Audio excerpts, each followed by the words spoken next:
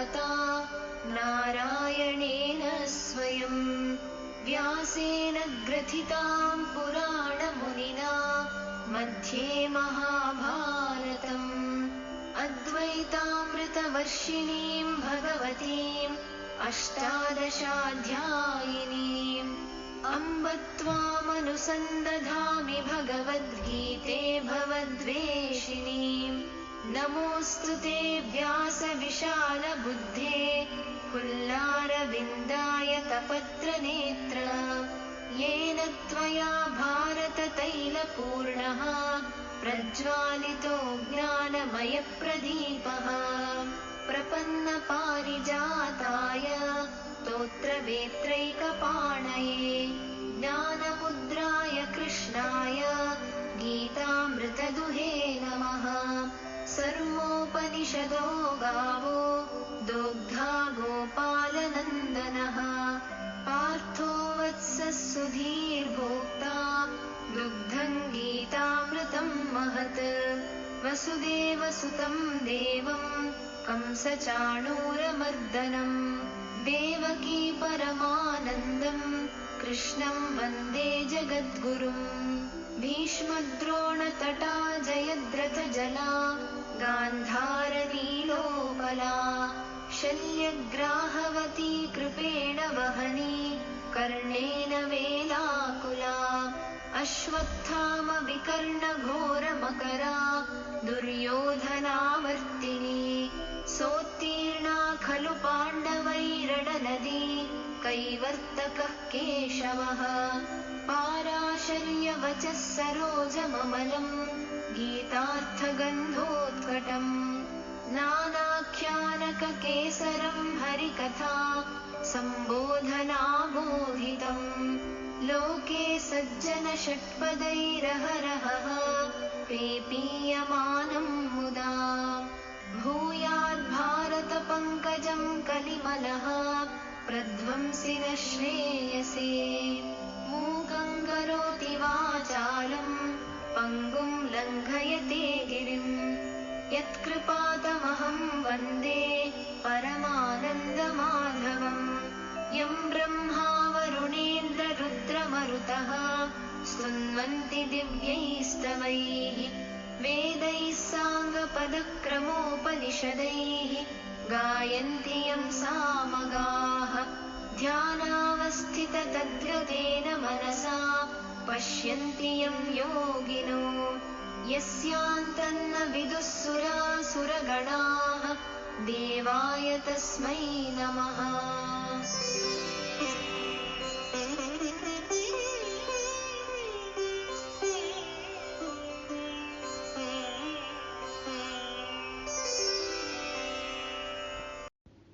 Om Gurubhyo Namaha. We continue with Chapter 5, Karma Sannyasa Yoga, the Yoga of Action and Renunciation of Action. Here is the essence of the verse number 14, translation and commentary by Maharishi. Let us begin. न कर्तृत्वं न कर्माणि लोकस्य सृजति प्रभुः न कर्मफलसंयोगं स्वभावस्तु प्रवर्तते. So here is the translation for this verse number 14. The Lord creates neither the authorship of action nor the action of beings. Nor does he create the link between the doer, the action, and its fruits. Nature carries this out. Let me repeat again. The Lord or the Paramatma creates neither the authorship of action nor the action of beings. Nor does he create the link between the doer, the action, and its fruits. Nature carries this out. In the previous verse, Bhagavan explained how the dweller in the body is unaffected by action. Here, the dweller in the body is the being or the Atma. Here in this verse, Bhagavan wants to show us the way of the most evolved state of life in eternal freedom. And further, he is assuring that it is readily available in a most natural way to everyone. Now, let us look at the important keywords or the phrases in this verse. The Lord creates neither the authorship of action nor the action of beings. And next, nor does he create the link between the doer, the action, and its fruits. And finally, the nature carries this out. So, Bhagavan is saying that he is creating neither the authorship of action nor the action of beings. So, by saying nor the action of beings, he is making it clear that beings create their own actions. Again, everyone create their own actions.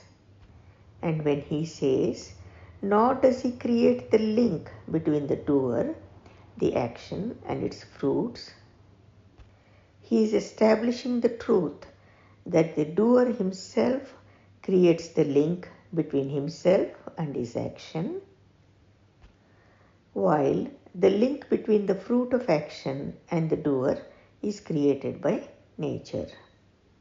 Again, the doer himself creates the link between himself and his action.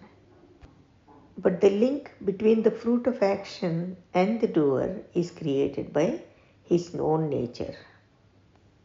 So in the next phrase, when Bhagavan says, nature carries this out, what he is meaning here is that the nature of the doer, the prakriti of the doer, creates action, and the nature of action creates the quality of the fruit. Again, try to understand this. The nature of the doer creates action, and the nature of action creates the quality of the fruit. So here, the fruit of an action is linked with the doer by the nature of the doer and his action. So here we clearly see there is the doer, there is the nature of this doer, and his action. So the fruit of action depends on this doer, his nature, and his action. And finally, Bhagavan is saying that he does not create neither the authorship of action nor the action of beings. Here, this verse establishes emphatically the complete separation of the inner divine being and the outer field of action. Again, this verse is enlightening us about the state of perfect renunciation that naturally subsists between the inner and outer phases of life. We have already understood that life is composed of activity on the outer surface together with the stability of being within. Try to understand this carefully. In their essential nature, there exists no link between the inner divine being and the outer phases of life. For example, just as a coconut has two different aspects, the outer hard cover and the inner milk within, one is solid and the other is more liquid, and they exist without any link between them. In the same way, life has two aspects, one unchanging and eternal, which is the being or the Atma, and the other ever changing and relative without any link between them. So again here, from the previous verse, we understood how the dweller in the body is unaffected by action. Now in the present verse, Bhagavan is trying to convince Arjuna of the truth that action and the relation between the doer, the action and its fruits belong solely to the relative field of life. Here, the relative field of life belongs to the nature. So again, the action, the relation between the doer, the action, and its fruits belong solely to the nature, that is one's Prakriti, and they have no bearing on the absolute status of being. Let us understand this further. The purpose of creation is the expansion of happiness. Now, the three gunas which are born of nature are responsible for creation and its evolution. So these three gunas born of nature are responsible for all the various divisions that are seen in the doer, in the actions, and the various fruits. So these gunas born of nature alone underlie and are responsible for the creation, the maintenance, and the dissolution of everything in the universe. These three gunas born of nature are responsible for the creation, the maintenance, and the dissolution, and also the subjective aspects of the inner life and the objective aspects of the outer world. Again, the authorship of action does not in reality belong to the I. Here, the I is the absolute being. So, when the authorship of action does not in reality belong to the I, then it is a mistake to understand that I do this, I experience this, and I know this. All of this is basically untrue, and the I in its essential nature is uncreated. So this I, which in its essential nature is uncreated, belongs to the field of the Absolute, whereas the action, its fruits, and the relationship between the doer and his actions belong to the relative field, to the field of the three gunas. So we come back to the conclusion that all action is performed by the three gunas born of nature. And this attribution of authorship to the I is only due to ignorance of the real nature of the I and of action. Now let us try to understand the theme of Bhagavan's teaching about the knowledge of action and how it has been developed by him in a remarkable way. In chapter 2, verse number 48, Bhagavan has given the teaching on how to abandon attachment. Here Bhagavan said to Arjuna, "Established in yoga, O winner of wealth, perform actions having abandoned attachment and having become balanced in success and failure. For balance of mind is called yoga." And here established in yoga means established in cosmic consciousness. Again in chapter 2, verses 64 and 71, Bhagavan sang the glory of such abandonment.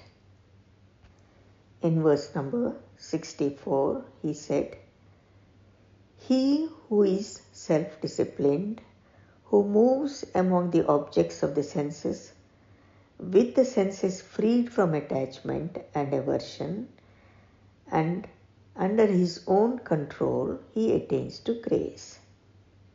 So again here Bhagavan said, when one is established in the self, even when he acts in the field of senses and experiences their objects, he is not lost in them, maintaining his status in being.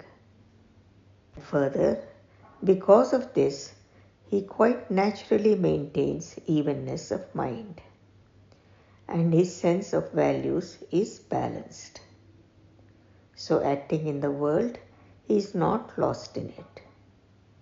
And besides, he rises above attachment and detachment and remains contented in himself and not bound by anything. Now, in verse number 71, chapter 2, Bhagavan has said, "When a man acts without longing, having relinquished all desires, free from the sense of I and mine, he attains to peace." Here, the important phrase is relinquished all desires means to have gained transcendental divine consciousness permanently. Again here, the self has been realized as detached from activity, and further, this activity does not in any way disturb his state of established intellect. And so here, one has gained that eternal freedom in life where the status of one's being remains unaffected by any activity. And this is the state of eternal freedom here on earth while one is still living in the body, Jivan Mukta. Now continuing with the theme of Bhagavan's teaching, the idea of abandoning attachment led to the teaching of non-attachment in chapter 3, verse number 7. Let us review this again. Here Bhagavan said, "But he who, controlling the senses by the mind, without attachment, engages the organs of action, in the yoga of action, he excels, O Arjuna." Here Bhagavan explained the yoga of action or karma yoga as performance of action with a skill that does not allow the senses of perception to register deep impressions of experiences. So here the organs of action remain at work during activity. The senses of perception also continue to experience, but the manner of their activity is such that while experiencing fully, they do not register deep impressions of the experiences.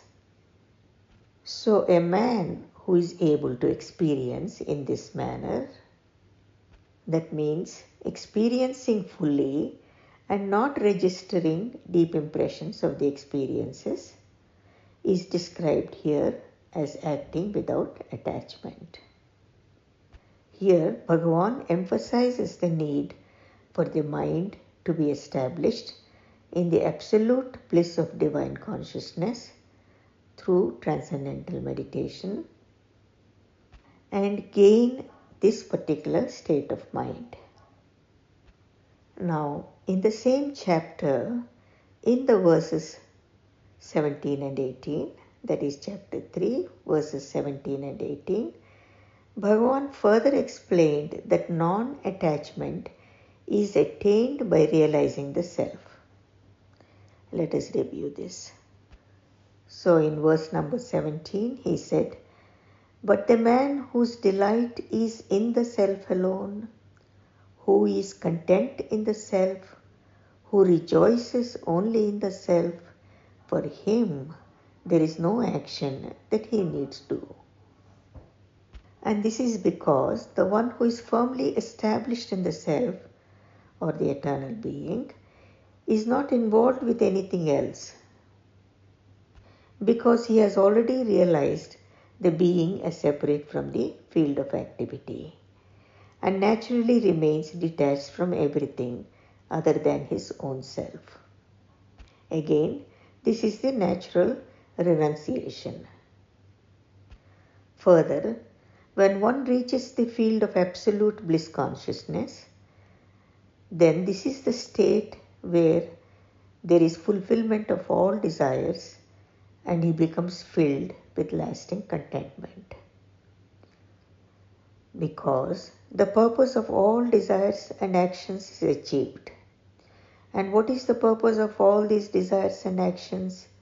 Is gaining more happiness, having more fulfillment. And so here Bhagavan says, for him there is no action that he needs to do.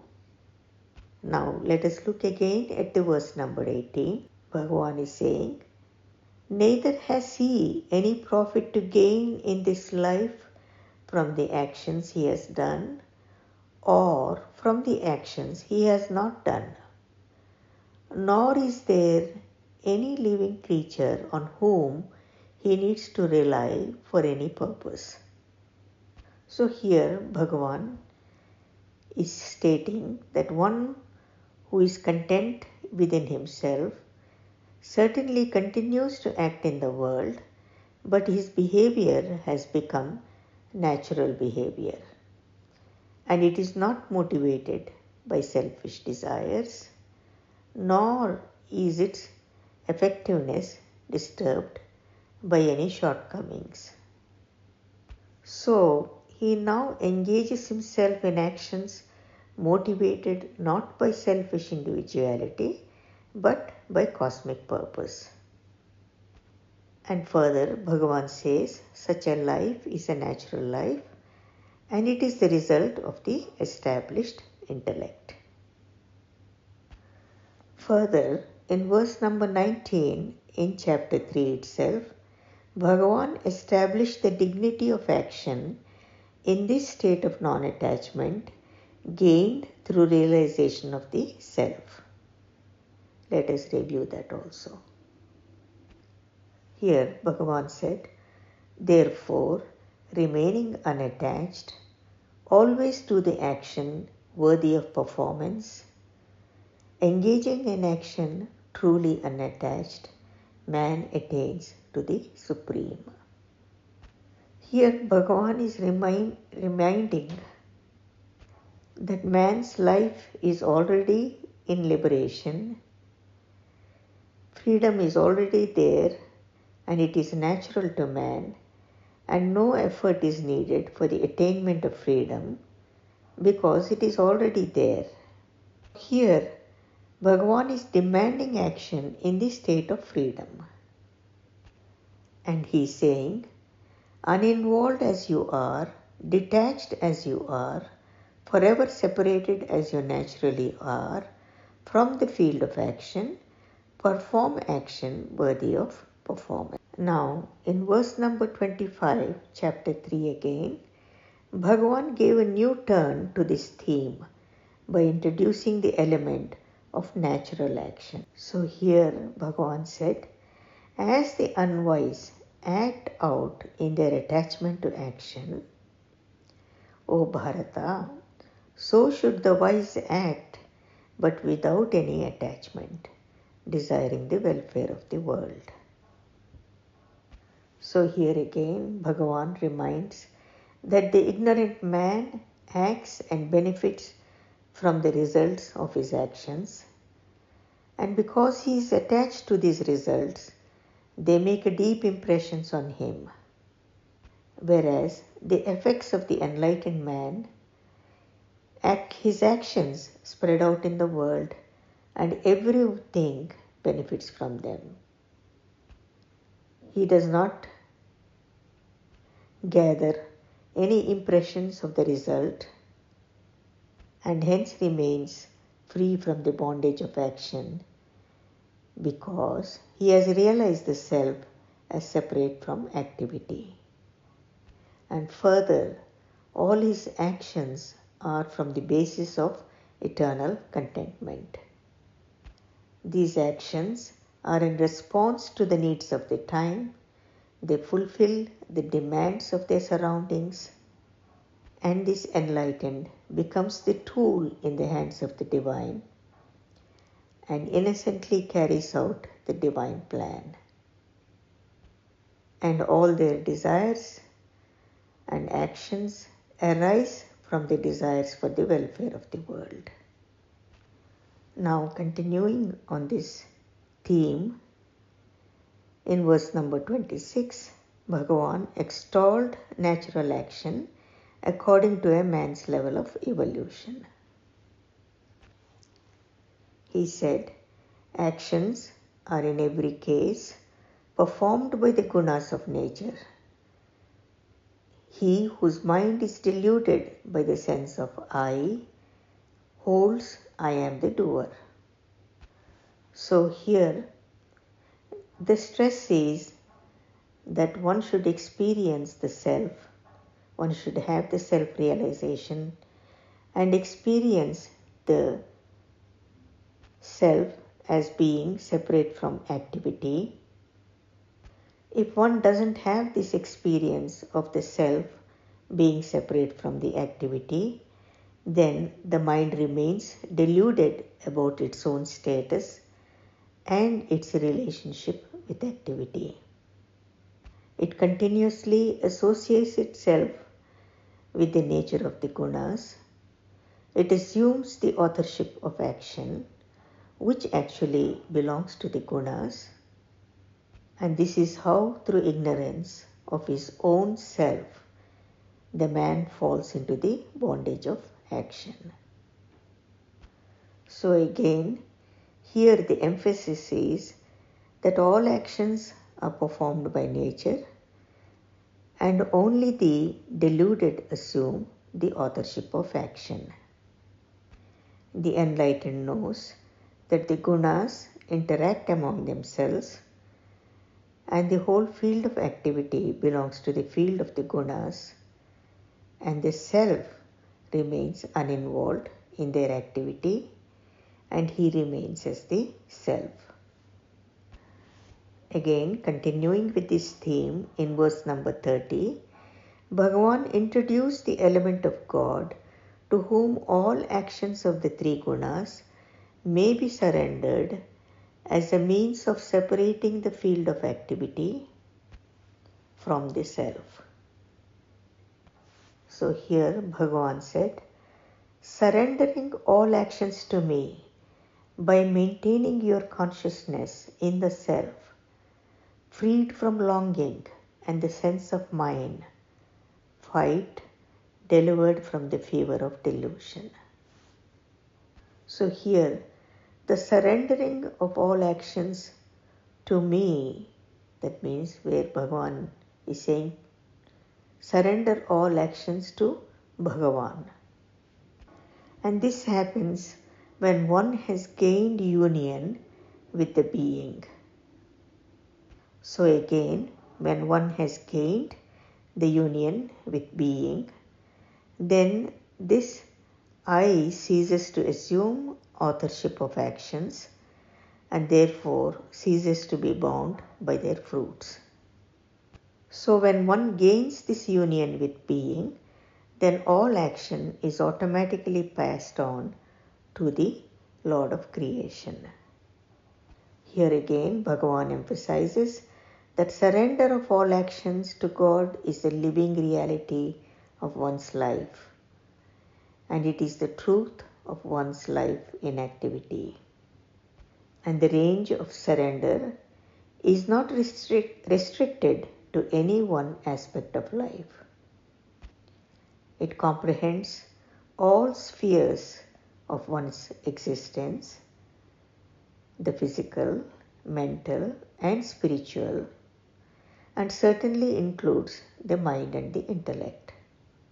So here Bhagavan says, by Gaining this union with the self,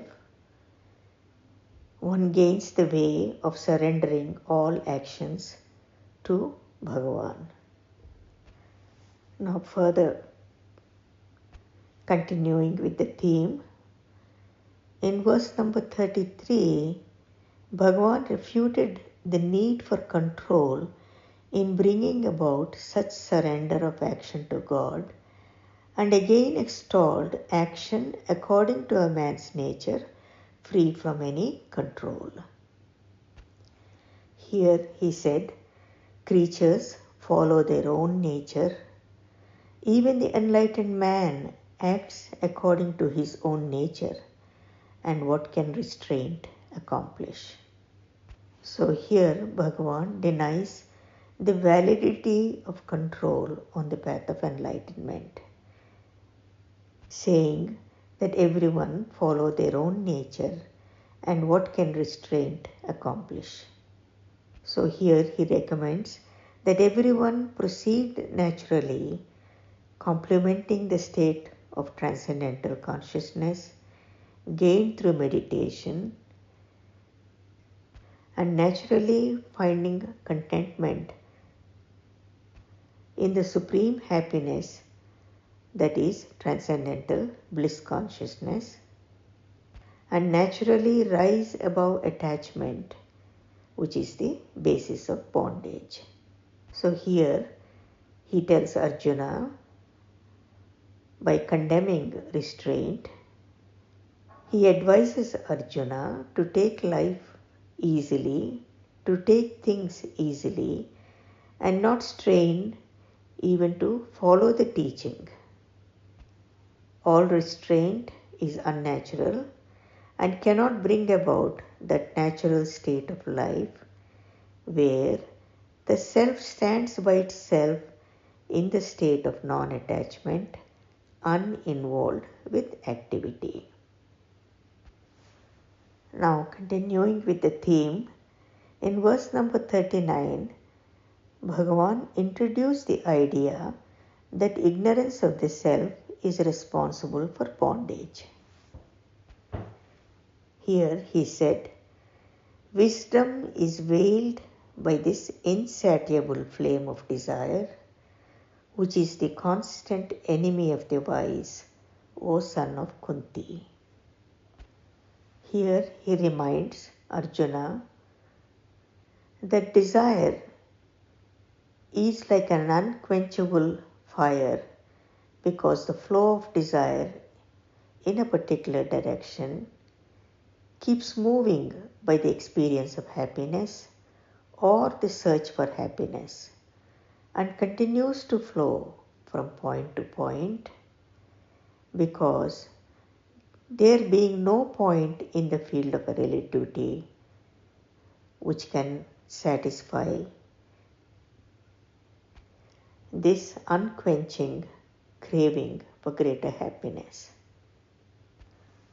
So here Bhagavan is clearly telling Arjuna that he is better off to realize his self and to rise above this bondage and live a life of eternal freedom.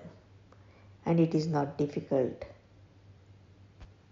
And now continuing the theme in verse number 43, Bhagavan raised the sword of knowledge to cut asunder this ignorance.